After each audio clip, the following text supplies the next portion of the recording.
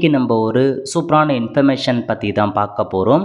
அதாவது நீங்கள் 12ஆம் வகுப்பு பாஸ் பண்ணியிருக்கீங்க அப்படின்னா ஸ்டாஃப் செலெக்ஷன் கமிஷன்லேருந்து சூப்பரான வேலைவாய்ப்பு வந்து அறிவிச்சிருக்காங்க. இப்போ அந்த வேலைக்கு யார் யாரெல்லாம் அப்ளை பண்ணலாம், இதுக்கு தேவையான எலிஜிபிலிட்டி என்ன, இதை பற்றின மொத்த இன்ஃபர்மேஷன் தான் இந்த வீடியோ வந்து பார்க்க போகிறோம். இந்த வீடியோ ஸ்கிப் பண்ணாமல் ஃபுல்லாக பாருங்க. அது மட்டுமல்ல, இந்த வீடியோ நிறைய பேருக்கு ஷேர் பண்ணுங்க. இப்போதைக்கு மத்திய அரசின் ஸ்டாஃப் செலெக்ஷன் கமிஷன் இருக்கு பாருங்க, அங்கேருந்து கம்பைனடு ஹையர் செகண்டரி எக்ஸாமினேஷனுக்கான வேலைவாய்ப்பு வந்து கொடுத்துருக்காங்க. எப்போ அப்ளை பண்ணலாம் அப்படின்னா 23/6/2025 கடைசி தேதியை பொறுத்த வரைக்கும் 18/7/2025 வரைக்கும் ஆன்லைனில் அப்ளை பண்ணிக்கோங்க.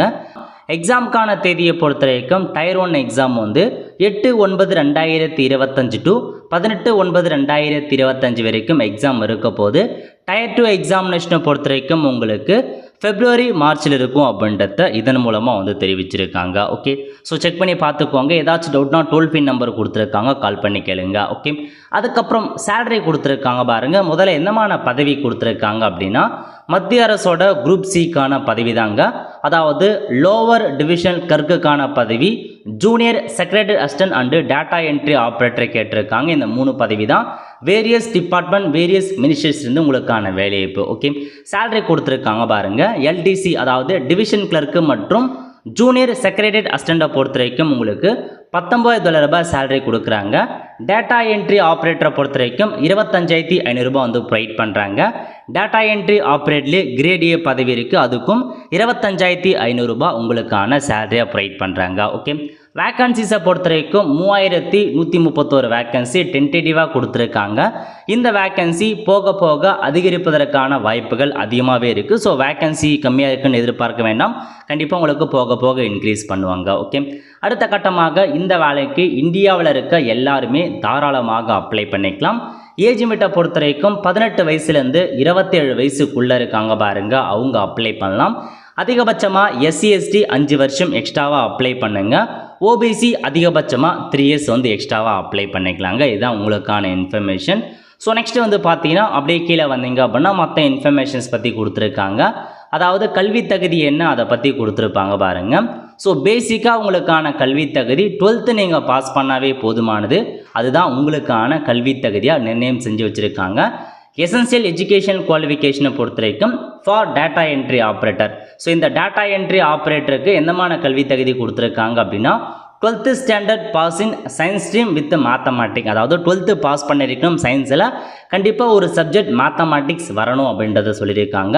நெக்ஸ்ட்டு மீதி இருக்க பதவி அந்த எல்டிசியாக இருக்கட்டும், ஜேஎஸ்சியாக இருக்கட்டும், டிஓ கிரேடிய பதவிக்கு candidate must have passed 12th standard. So 12th pass பண்ணால் போதுமானது. மற்ற பதவிக்கு இந்த ஒரு பதவிக்கு மட்டும் 12th மேத்தமேட்டிக்ஸ் ஒரு சப்ஜெக்ட் நீங்கள் முடிச்சிருக்கணும் அப்படின்றத சொல்லியிருக்காங்க. இதான் கல்வி தகுதி. 12th பாஸ் பண்ணவே போதுமானது, அப்ளை பண்ணிக்கலாம். ஓகே, எக்ஸாம் சென்டர் கொடுத்துருக்காங்க பாருங்கள். நம்ம தமிழகத்தை பொறுத்த வரைக்கும் யூஸ்வலாக எங்கெங்கே இருக்குமோ, அதாவது சென்னை, கோயம்புத்தூர், மதுரை, சேலம், திருச்சிராப்பள்ளி, திருநெல்வேலி, வெள்ளூர் போன்ற இடங்களில் உங்களுக்கான சென்டரை வந்து அலாட் பண்ணியிருக்காங்க.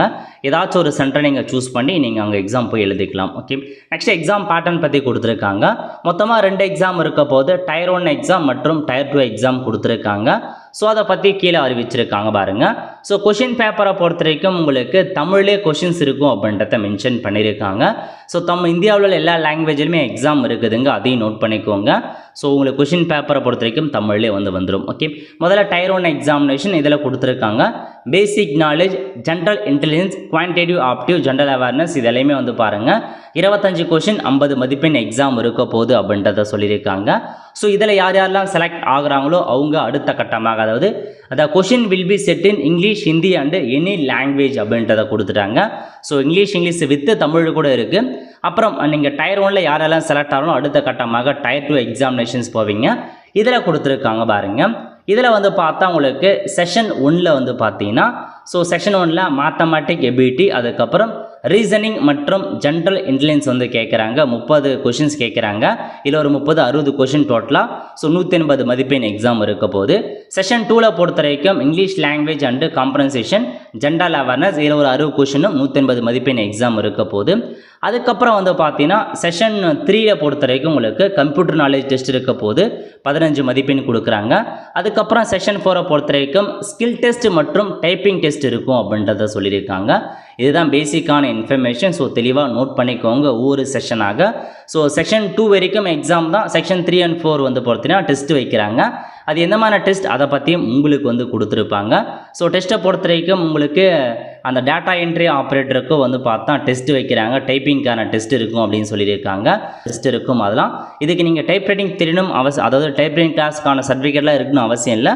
பட் உங்களுக்கு அதுக்கான டெஸ்ட் நாலேஜ் இருந்தாவே போதுமானது. ஸோ உங்களுக்கான இன்ஃபர்மேஷன். ஓகே, அதுக்கப்புறம் சிலபஸ் பற்றியெல்லாம் கொடுத்துருக்காங்க. எந்த மாதிரி சிலபஸ் கொடுத்துருக்காங்க அதெல்லாம் நீங்கள் செக் பண்ணி பார்த்துக்கோங்க. டயர் 1 இருக்கட்டும், டயர் 2 எக்ஸாமாக இருக்கட்டும், ரெண்டுத்துக்குமே சிலபஸ் எல்லாமே தெளிவாக மென்ஷன் பண்ணியிருக்காங்க. ஸோ நீங்கள் செக் பண்ணி பார்த்துட்டு இந்த எக்ஸாமுக்கு அப்ளை பண்ணுறவங்க ப்ரிப்பேர் பண்ணிக்கோங்க. அதுக்கப்புறம் அப்படியே கீழே வந்தீங்க அப்படின்னா எப்படிலாம் அப்ளை பண்ணலாம், அதுக்கான இன்ஸ்ட்ரக்ஷன் என்ன அதை பற்றி உங்களுக்கு அறிவிச்சிருக்காங்க பாருங்கள். நல்ல ஒரு ஜாப் ஆப்பர்ச்சுனிட்டி தமிழ்லேயே எக்ஸாம் இருக்க போது அப்ளை பண்ணுறவங்க அப்ளை பண்ணிக்கோங்க. 12th தான் பாஸு. டேட்டா என்ட்ரி ஆப்ரேட்டர் கொடுத்துருக்காங்க, கிளர்க்கு கொடுத்துருக்காங்க. ரெண்டையுமே வந்து பார்த்தா ஒரு நல்ல பதவி தான். ஸோ வேக்கன்சியை பொறுத்த வரைக்கும் இந்தியா முழுக்க வேக்கன்சிஸ் இருக்கும். இந்த வேக்கன்சி அதிகரிப்பதற்கான வாய்ப்புகளும் இருக்குது. அவ்வளோ ஃப்ரெண்ட்ஸ், கண்டிப்பாக இந்த பிடிச்ச லைக் பண்ணுங்கள். அது மட்டும் அல்ல, இந்த நிறைய பேருக்கு ஷேர் பண்ணுங்கள். அடுத்து ஒரு நிலையில் சந்திப்போம். நன்றி, வணக்கம்.